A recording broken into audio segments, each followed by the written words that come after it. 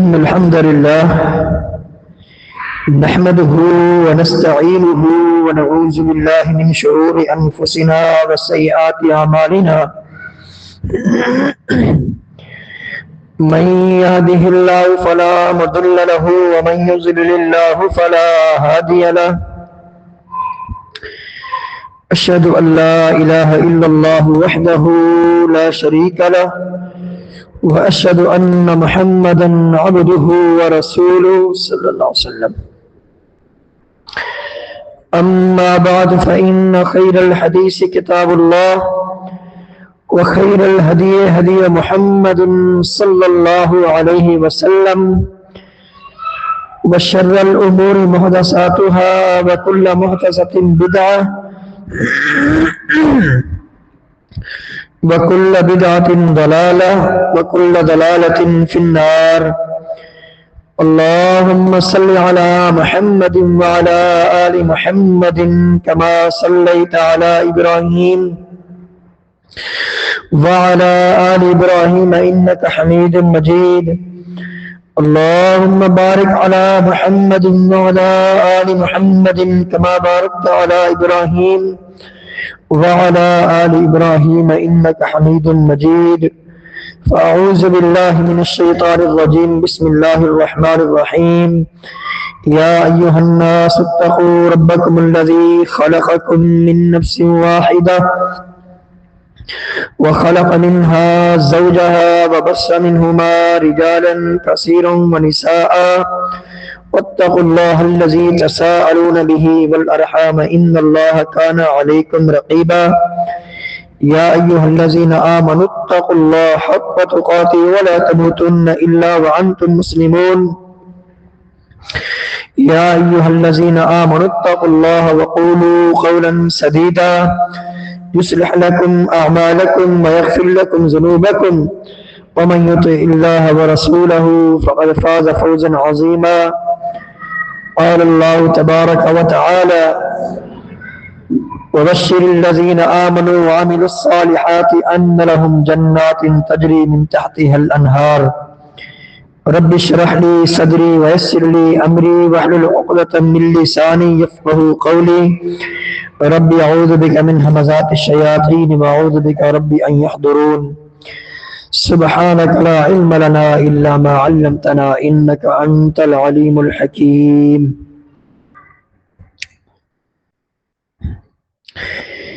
امام احمد بن حنبل رحمۃ اللہ علیہ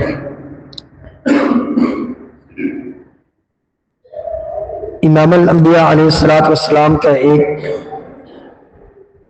فرمان روایت فرماتے ہیں کہ ایک روز امام الانبیاء علیہ الصلوۃ والسلام مسجد نبوی میں صحابہ کرام رضوان اللہ علیہم اجمعین کی مجلس میں بیٹھے ہوئے ہیں، ان کے ساتھ بیٹھے ہوئے ہیں.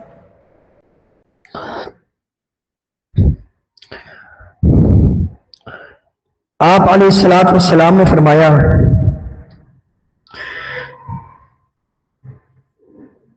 کہ ابھی جو بندہ مسجد میں اندر داخل ہوگا وہ جنتی شخص ہے. اور امام الانبیاء علیہ الصلوۃ والسلام کے بارے میں اللہ تعالیٰ نے فرمایا وما ينطق عن الهوى ان هو الا وحی یوحى کہ آپ علیہ الصلوۃ والسلام جب بھی اپنے ہونٹوں کو حرکت دیتے ہیں صرف اور صرف اللہ تعالیٰ کی وحی کی روشنی میں حرکت دیتے ہیں.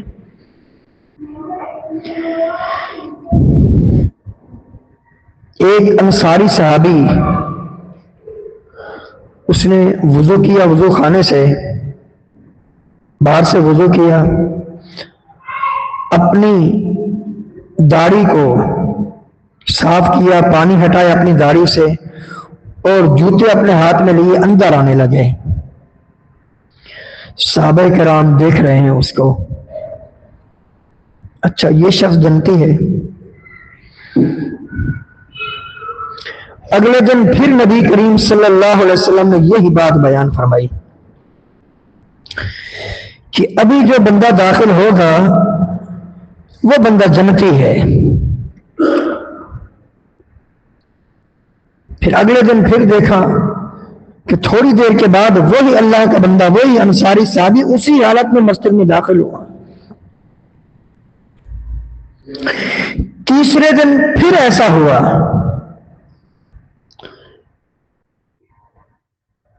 کہ آپ علیہ الصلوۃ والسلام نے فرمایا ابھی جو بندہ داخل ہوگا مسجد میں وہ جنتی ہے۔ دیکھا گیا تو تیسرے دن بھی وہی اللہ کا بندہ، وہی انصاری صحابی اسی حالت میں مسجد میں داخل ہوئے۔ اب ان کو پتہ نہیں ہے کہ مجھے یہ کہا گیا ہے، آپ علیہ الصلوۃ والسلام تو اس کی عدم موجودگی میں کہا نا، وہ تو باہر تھا، اس کو تو پتہ ہی نہیں۔ یہ ہے امام الانبیاء علیہ الصلوۃ والسلام کی اس بندے کے حق میں جنت کی گواہی۔ اب جس بندے کو امام الانبیاء علیہ الصلوۃ والسلام خود جنتی کہہ دیں، اس کے جنتی ہونے میں کوئی شک ہے؟ نہیں، بالکل نہیں۔ عبداللہ بن عمر بن عاص رضی اللہ تعالی عنہ بڑے عبادت گزار صحابی تھے۔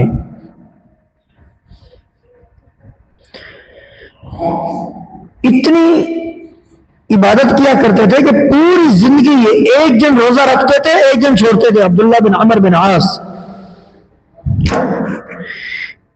ان کا جب نکاح ہوا، ان کے والد عمر رضی اللہ تعالی عنہ، عمر رضی اللہ تعالی عنہ نکاح کے ہونے کے چند دن کے بعد جا کر اپنی بہو سے پوچھتے ہیں میرا بیٹا کس طرح رہ رہا ہے تمہارے ساتھ، کیا کس طرح زندگی بسر کر رہی ہو تم میرے بیٹے کے ساتھ؟ ان کی بہو کہتی اپنے شوہر عبداللہ رضی اللہ تعالیٰ عنہ کے بارے میں بہت نیک شخص ہے، بہت نیک شخص ہے، لیکن جب سے ہم اس کے پاس آئی ہیں یہ مسلسل جائے نماز یا گھر کی جو چٹائی ہے وہاں پر مسلسل یہ عبادت کرتا رہتا ہے، ابھی تک ہمارے قریب نہیں آیا۔ وہ سمجھ گئے کہ کیا کہنا چاہتی ہیں میری بہو۔ نبی کریم صلی اللہ علیہ وسلم کے پاس لے گئے عمر رضی اللہ تعالیٰ اپنے بیٹے عبداللہ کو۔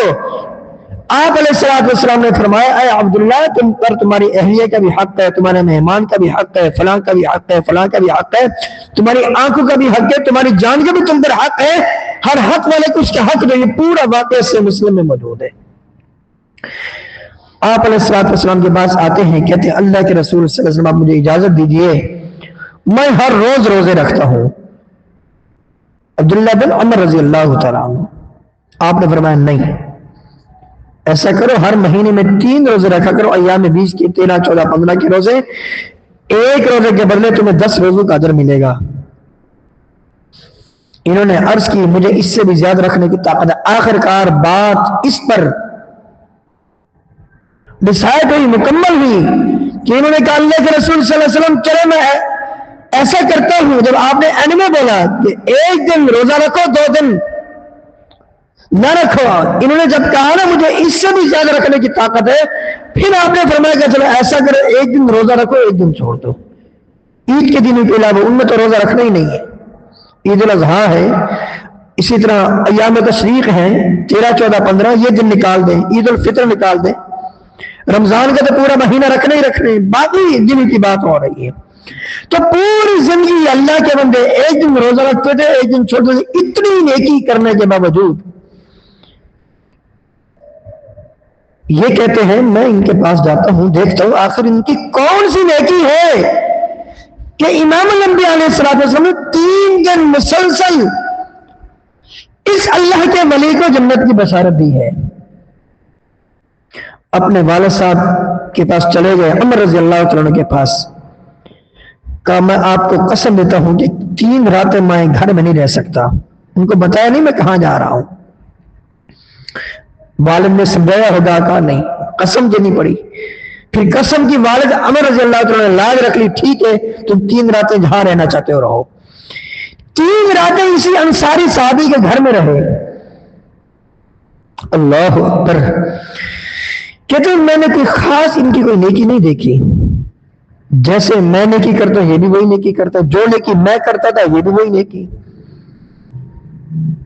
3 دنوں کے بعد جب میں جانے لگا میں نے پہلے ان سے اجازت لی نا 3 راتیں میں رہنا چاہتا ہوں، اجازت دے دی، 3 راتیں رہ لیا، جانے لگا تو میں نے کہا میں اپنے والد سے یا والدہ سے ناراض ہو کر آپ کے پاس نہیں آیا، صرف میں اس لیے آپ کے پاس رہنے آیا ہوں کہ میں یہ دیکھنا چاہتا ہوں کہ آخر کار آپ کون سی نیکی کرتے ہیں جس نیکی کی بدولت اللہ تعالی کے خاص فضل و کرم سے اللہ کے پیارے پیغمبر صلی اللہ علیہ وسلم نے آپ کو 3 دن مسلسل جنت کی بشارت دی ہے۔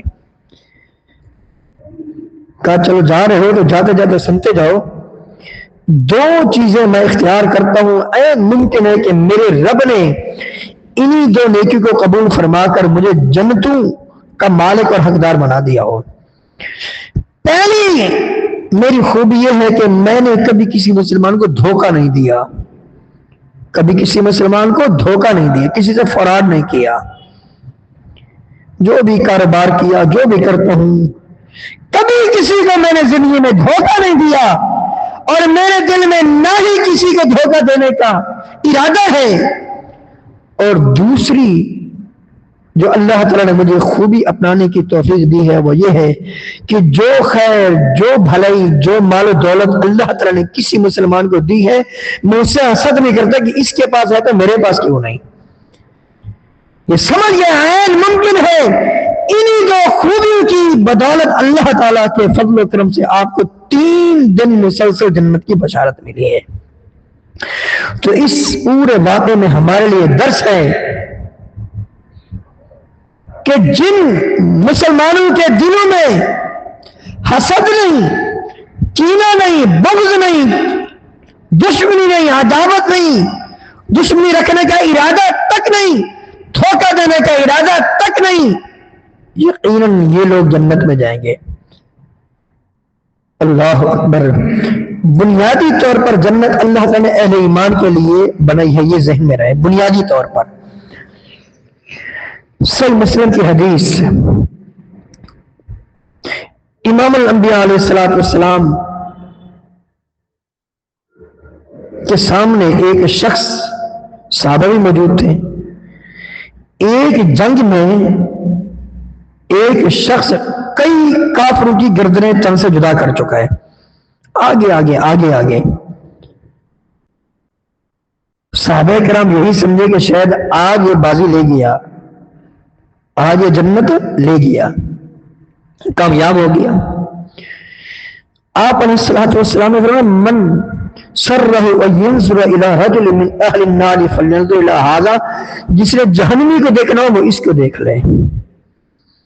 سب حیران ہو گئے، سناٹا چھا گیا، اتنی بڑی بات آپ نے کہہ دی، وہ بھی زبان نبوت سے، وما ينطق عن الهوى ان هو الا وحی یوحی۔ جب یہ مارکا کمپلیٹ ہوا، جنگ ختم ہوئی، ایک شخص اس بندے کے پیچھے گیا جس کے متعلق آپ نے کیا فرمایا، جس نے جہنمی کو دیکھنا وہ اس کو دیکھ لے۔ دیکھو تو صحیح آخر کون سی اس کی کوتاہی ہے، کون سے اس کا گناہ ہے۔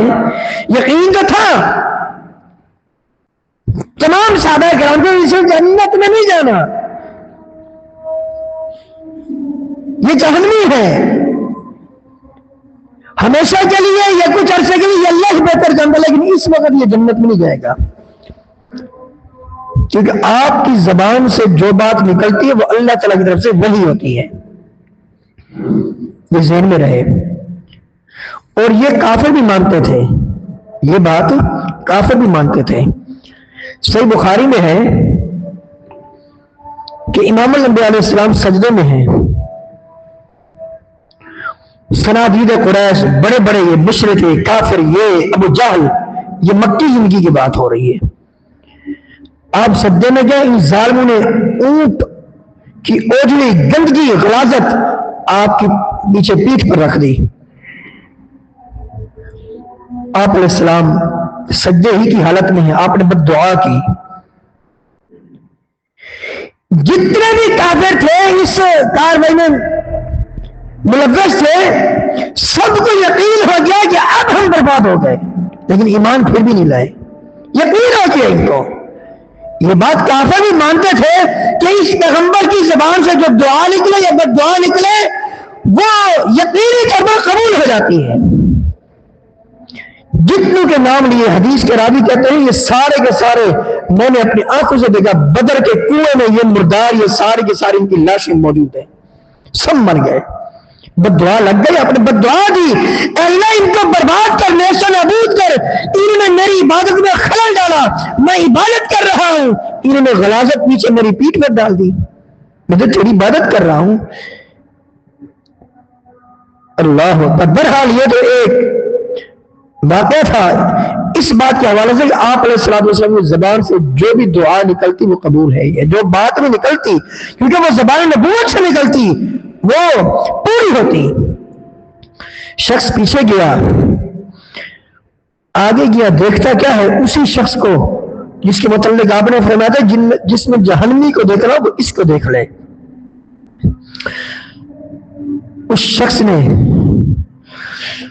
اپنا وہ آلہ جس کے ذریعے لڑائی کرتے ہیں، تیر کا بھالا، اس کی دھار والے سائڈ یا کوئی چھرا اس نے زمین میں گھاڑا، آدھا گاڑ دیا، اس کے اوپر لیٹ گیا اور اپنی زندگی کا خاتمہ کر دیا۔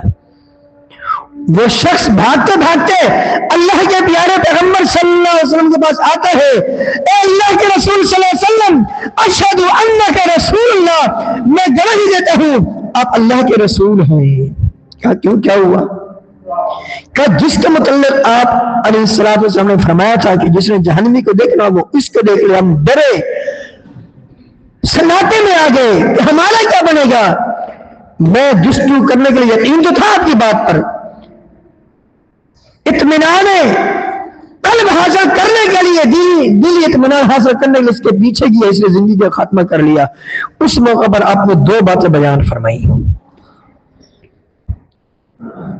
ایک بات یہ کہ لا تدخل الجنت الا نفس مسلمۃ، جنت میں صرف مسلمان جائیں گے، جنت میں صرف مومن جائیں گے جن کا ایمان، جن کا خاتمہ بالایمان ہوگا، ایمان کی حالت میں جن کا خاتمہ ہوگا وہ جنت میں جائیں گے۔ دوسری بات یہ بیان فرمائی کہ الاعمال بالخواتیم، عمل کا دار مدار خاتمے پر ہے، جس کا خاتمہ درست ہو گیا وہ جنتی، جس کا خاتمہ گناہ پر ہوا وہ جہنمی۔ صحیح بخاری کی حدیث کے مطابق تیسری بات یہ آپ نے بیان فرمائی، آپ نے فرمایا بظاہر بندہ نیکی کر رہا ہوتا ہے، حقیقت میں اللہ کے علم میں وہ جہنمی ہوتا ہے، اور بظاہر بندہ گناہ کر رہا ہوتا ہے لیکن اللہ کے علم میں وہ جنتی ہوتا ہے۔ وجہ کیا ہے؟ جو نیکی کر رہا ہوتا ہے خاتمہ اس کا صحیح نہیں ہوتا، جو گناہ کر رہا ہوتا ہے آخر میں اللہ تعالیٰ اس کو توبہ کی توفیق دیتا ہے، وہ جنتی بن جاتا ہے۔ بنیادی طور پر جنت اہل ایمان کے لیے اللہ تعالیٰ نے اور متقین پرہیزگار لوگوں کے لیے بنائی ہے۔ اللہ تعالیٰ کا فرمان وَبَشِّرِ الَّذِينَ آمَنُوا وَعَمِلُوا الصَّالِحَاتِ أَنَّ لَهُمْ جَنَّاتٌ تَجْرِي مِن تَحْتِهَا الْأَنْهَارُ۔ اے میرے پیارے پیغمبر صلی اللہ علیہ وسلم آپ بشارت دیجئے جنت کی، باغات کی، جن کے نیچے نہریں چلتی ہیں، کن لوگوں کو؟ جو ایمان لائے اور نیک اعمال کیے جنہوں نے۔ اور ایمان کے بہت سارے تقاضے ہیں، ان تقاضوں میں سے بنیادی طور پر یہ تقاضا ہے کہ ایمان کی جو سب سے پہلی شرط ہے کہ ہر مومن کے لیے واجب ہے، ضروری ہے کہ وہ عقیدہ توحید کو اپنائے، کیونکہ توحید کے بغیر نجات ممکن نہیں ہے۔ صحیح بخاری سے مسلم کی حدیث، امام الانبیاء علیہ الصلوۃ والسلام نے فرمایا الایمان بضع وسبعون شعبۃ فافضلها قول لا الہ الا اللہ۔ ایمان کے 73 سے زیادہ شعبے ہیں، سب سے افضل شعبہ کیا ہے؟ لا الہ الا اللہ کا اقرار۔ یہ بنیادی شعبہ ہے۔ ایمان صرف اور صرف اسی شخص کا قبول ہوگا، اسی شخص کی نیکیاں قبول ہوگی جس کے دل میں عقیدہ توحید کی غیرت ہوگی، کیونکہ توحید کے بغیر کوئی نیکی بھی قابل قبول نہیں، وہ ایمان بھی قابل قبول نہیں۔ جس ایمان کے دعوے میں یا ایمان کے دعویٰ کرنے والے کے دل میں عقیدہ توحید کی غیرت نہ ہو اور شرک کی نفرت نہ ہو، یہ بھی ذہن میں رہے، کیونکہ اللہ تعالیٰ نے اہل ایمان کے لیے جنت بنائی ہے۔ اہل ایمان کی سب سے پہلی خوبی یہی ہے کہ وہ موحدین ہوتے ہیں۔ جیسا کہ امام الانبیاء علیہ السلام کی ایک اور حدیث جو کہ صحیح مسلم کی ہے، آپ علیہ السلام نے فرمایا لن تدخلوا الجنت حتی تؤمنوا، تم اس وقت تک جنت میں جا ہی نہیں سکتے جب تک تم مومن نہ بن جاؤ، اور مومن کے لیے سب سے پہلی جو شرط ہے جیسے کہ میں نے عرض کیا وہ عقیدہ توحید کا اپنانا ہے۔ اور امام الانبیاء علیہ السلام نے توحید کو ایمان کہا ہے، توحید کو ایمان کہا ہے، صحیح بخاری سے مسلم کی حدیث۔ کچھ لوگ نبی کریم صلی اللہ علیہ وسلم کے پاس آئے ایمان لانے، آپ علیہ السلام نے ان سے کہا جانتے ہو اللہ پر ایمان کیا ہے؟ ان تؤمنوا باللہ وحدہ، اس کا کیا مطلب ہے؟ اس کا مطلب آپ نے یہی بتایا ان تشہدوا ان لا الہ الا اللہ، اس بات کی گواہی دو اللہ کے علاوہ کوئی معبود بحق نہیں، یہی ایمان باللہ ہے۔ آپ نے توحید کو ایمان باللہ قرار دیا، اور پتہ کیا چلا جب تک یہ توحید نہیں اس وقت تک ایمان نہیں۔ حالانکہ ایمان کے بارے میں آپ سے پوچھا گیا پھر آپ نے بتایا، انہوں نے پوچھا مل ایمان باللہ، ایمان باللہ کیا ہے؟ آپ نے فرمایا تشہدوا ان لا الہ الا اللہ، اس بات کی گواہی دو اللہ کے علاوہ کوئی معبود بحق نہیں، اور اس بات کی گواہی دو میں اللہ کا پیغمبر ہوں، اللہ کا رسول ہوں، اس بات کی گواہی کو آپ نے ایمان قرار دیا۔ تو پتہ کیا چلا جب تک عقیدہ توحید کی غیرت نہیں ہوگی، جب تک شرک کی نفرت نہیں ہوگی، مشرکین کی نفرت دل میں نہیں ہوگی، ان کے رسم و رواج کی نفرت دل میں نہیں ہوگی، ایمان قابل قبول ہی نہیں ہے۔ یہ بات پہلے ہے، اور یہ ایمان کے تقاضے میں سے یہ تقاضا ہے کہ کلی طور پر ہم کفار کی مشابہت سے اپنے آپ کو بچائیں۔ جیسے کہ ابھی پرسوں کا دن گزرا، عیسائیوں کی عید کا دن تھا، ہماری عید کے 2 دن ہیں، عید الاضحیٰ عید الفطر، یا ان کی عید ہے یا ان کا مبارک ہو، جبکہ اس پورے دن میں وہ اپنے باطل عقیدے کا اقرار کرتے ہیں کہ نعوذ باللہ اللہ نے بیٹا دینا، حالانکہ اللہ تعالیٰ نے بار بار اس بات کی نفی کی ہے۔ خود عیسیٰ علیہ السلام کی دعوت، وہ جو دعوت دینے آئے تھے وہ یہی کہ ان اللہ هو ربی وربکم فاعبدوہ، اللہ تعالیٰ ہی میرا اور تمہارا رب ہے، میرا رب بھی وہی ہے، تمہارا رب بھی وہی ہے، پوری کائنات کا رب وہی ہے۔ میرا ایمان مجھے یہ کہتا ہے کہ مشکل کشا، حاجت روا، بگڑی بنانے والا، داتا دستگیر، ہر کسی کی عبادت کے لائق ایک ہی اللہ ہے، اور یہی ایمان کا تقاضا ہے۔ ابھی 1-2 دن کے بعد، 2-3 دن کے بعد نیا سال شروع ہونے والا ہے۔ یہ سال میرا نہیں ہے، ان کا ہے۔ میرا سال محرم سے شروع ہوتا ہے، 1 محرم سے شروع ہوتا ہے، یہ ہجری سال ہے۔ ٹھیک ہے ہم انگریزی تاریخ استعمال کرتے ہیں، اس کا یہ مطلب نہیں ہے کہ جب کفار نئے سال کی خوشی منائے میں بھی ان کی ہاں میں ہاں ملاتے ہوئے خوشی مناؤں۔ مجھے تو افسوس کرنا چاہیے کہ میری زندگی کا 1 سال کم ہو گیا۔ مجھے تو یہ سوچنا چاہیے کہ پچھلے سال میں نے کیا کیا، کیا کھویا، کیا پایا، کون سی کوتاہیاں میرے اندر ہے، اپنا جائزہ لوں، اپنا محاسبہ کروں۔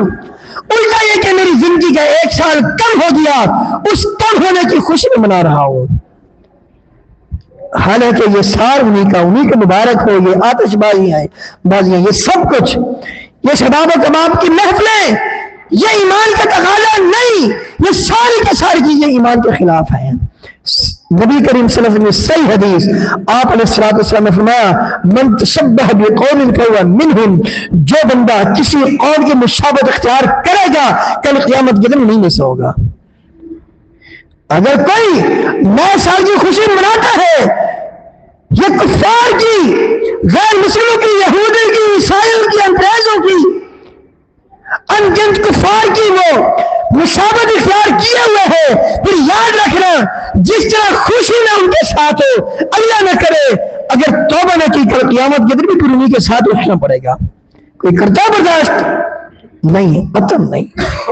یقیناً میری ایمانی غیرت اس بات کا تقاضا کرتی ہے کہ کلی طور پر میں اپنے آپ کو مومن بناؤں، متقی بناؤں، پرہیزگار بناؤں، اور ان کی مشابہت سے بچوں، بدعت و خرافات سے بچوں، نافرمانی سے بچوں۔ علی ھذا القیاس۔ اور پھر آخری بات، اگر بندے کا ایمان پکا ہو،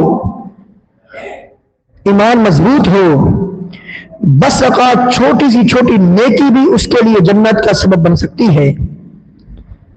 صرف ایک حدیث عرض کر کے اپنی بات کو ختم کرتا ہوں۔ ویسے تو جنت میں کچھ اور لوگ بھی جائیں گے اہل ایمان میں سے، مثلا جو متقین ہیں، پرہیزگار ہیں، جنہوں نے عقیدہ توحید کے اقرار کیے، اس پر ثابت قدم رہے، مسلسل نیکی میں لگے ہوئے ہیں، نیکی میں اس کا خاتمہ، سب یہ جنت میں جائیں گے اللہ تعالیٰ کے فضل و کرم سے۔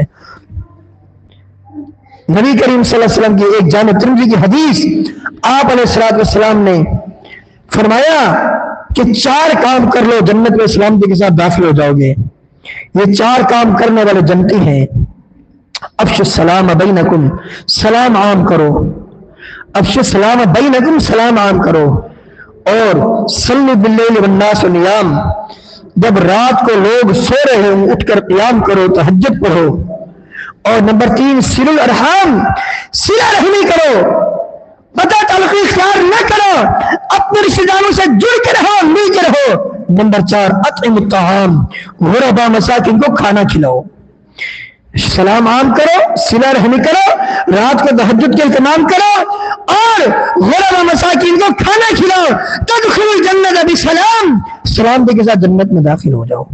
اور بھی بہت ساری اس طرح کی حدیثیں ہیں، وقت ساتھ نہیں دیتا، پھر کبھی موقع ملے تو ضرور بیان یہ باتیں کی جائیں گی۔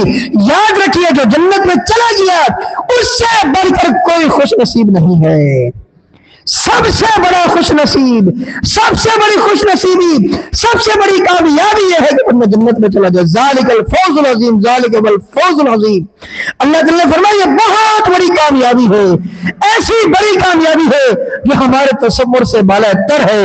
جب بھی کوئی نیکی کا کام کریں، جب بھی اللہ کی رضا کا کوئی کام کریں، دل و دماغ میں یہ بات ضرور ڈال لیں، عین ممکن ہے میری اسی نیکی کو اللہ تعالیٰ قبول فرما کر پسند کر کے مجھے جنت میں داخل کر دے، جہنم کے عذاب سے بچا لے، اس سے پہلے قبر کے عذاب سے بچا لے۔